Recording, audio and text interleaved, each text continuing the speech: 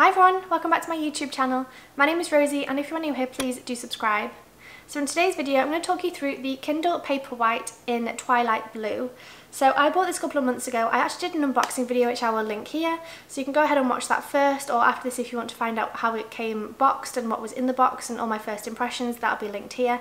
But let's get into the 3-month review. So the first thing to mention is that this is my first Kindle I've ever had.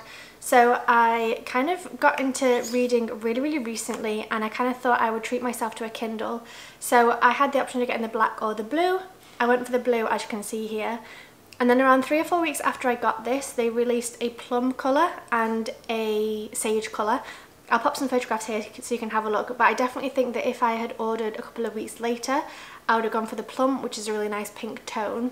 But with that being said, this is very unisex. It's a great colour for everyone and I think it's great really.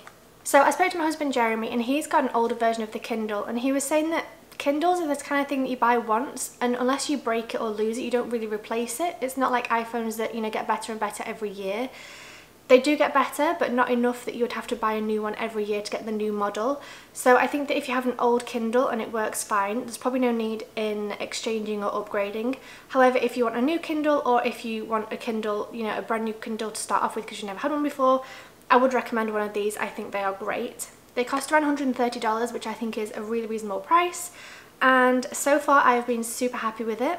The battery life has been amazing. I think I've charged it maybe once or twice and I read a couple of hours every week, I would say. So another thing is that I love the dyslexia font. I actually use this one all the time. And I actually have mine very different to my husband Jeremy's. He has his text quite small and quite close together with the lines. I have mine very big with the lines very far apart. I find this is just easier for me with dyslexia. I don't tend to get my lines mixed up and it's a lot easier I find to read on this than on paper. I feel like on paper, you know, the lines mix up a little bit more, but on here for some reason it's just easier for me. And I think that's the great thing honestly, is that you can have your own settings. So if you want all the text crammed up together really, you know, with not much line space, you can do that. But then if you do want to do it more like me and space everything out, you can do that as well. So I think that has been great. I actually want to show you what I do. So I use the dyslexia font. It's called Open Dyslexic. I use size 6. I use portrait orientation, not landscape.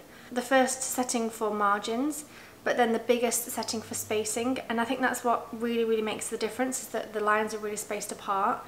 So the fact that you can save that as your own theme and the fact that you can change that if you want to, I think that is great. I also really enjoy the fact that I can read at night time in bed when my husband is asleep next to me, because you can have the light on really low, or you can also read in the sunshine. That's been great for the beach here in Miami. It's just kind of been great honestly in terms of reading in different scenarios. I also want to say it's very sturdy and durable. So I throw this in my bag with me all the time, like to the beach, to the shops, to events, to whatever. Obviously I've not done a whole lot recently because of COVID, but anytime I go anywhere this comes with me, whether I use it or not. And the screen is still great, everything's great, there's no marks or scratches or dents or anything, and I have, you know, just everything in my bag together. I kind of shove it in. I'm not very fussy with it. I don't have a casing or anything like that for it, and honestly it's absolutely fine. There's nothing wrong with it at all. I haven't tested the waterproof capabilities. I think that you can drop it in the water for like a minute or so, something like that, and it should be fine. I haven't done that. But like I said, I take it to the beach and to the pool and it's fine to be in my bag with maybe a wet bikini, or, you know, or to be on the sand, or to be kind of within water. You know, I can read it whilst my hands are wet, for example. So that's been fine. I haven't dropped it in water or read in the pool or in the ocean, actually like sat in the water. But in terms of just knowing that it's waterproof, it's kind of a weight off your mind, not having to worry about wet things in your bag or having wet hands or spilling a drink, things like that. It's been, you know, real kind of peace of mind, I guess, is what I'm trying to say. So I got the 8GB memory and I find that that is absolutely fine. I think they do a bigger one, 32GB. I mean, if you literally have millions of books, maybe you'd go for the bigger one, but honestly 8GB is absolutely fine. Yeah, I really don't have anything bad to say about it. What I do in terms of my reading, because I'm dyslexic like I mentioned before, I listen to the audiobook from my phone on 1.5 speed and then I read along on my Kindle. I think you can listen to Audible through this, but I'm not sure if you need to have an Audible subscription, which is about $10 or $15 a month, I believe. So I haven't done that. I tend to download the books on my phone and listen to it that way. But I think that is an option if that's something you want to do. Something else I quite like, I'm not sure if this is with all Kindles or just this one, but I quite like that it tells you books that are kind of trending right now. So there's anti-racism books to read right now, books you want to read, most wanted, like there's kind of different sections on the Kindle that inspires you to read more books, I guess. Now I guess that's also the same with the advert. I know that when I did my Kindle unboxing, I talked about the fact that when you turn it off, the screen shows kind of an advert, and I didn't quite like that, but actually I think it's fine because it kind of informs you of new books coming out and kind of inspires you to keep reading as well, so you can get through more books and read the ones that they suggest. So I've only had this 3 months, but so far I think it's great. Like I said, it comes with me everywhere. I think it'd be great for trains, for flights, for vacations and holidays, for reading by the pool, reading on the beach, reading in the mountains, everywhere. It's great that you can get so many books on such a small device.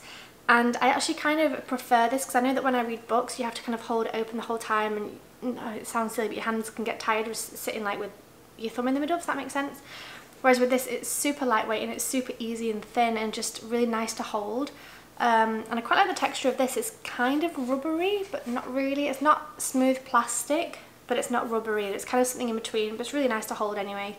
So like I said in my unboxing video, it has the charging station here, the charging port, and the one button here is on and off, and that's it basically. So yeah, so far I am really happy with it. I love it. I read probably not as much as I should do. I don't want to say I read all the time, but I definitely read a lot more having this than I did with books. I think also it's a lot cheaper not having to buy books all the time because they can be quite pricey, and obviously it's just easier to have, you know, 100 books on here rather than like literally 100 books stacked up. So in terms of paper waste and sustainability, eco-friendly, just taking up space in general, this is definitely perfect. So I think that's all for this video. If you did enjoy it, please give it a big thumbs up. Make sure you subscribe for more videos, and I'll see you very soon. Bye!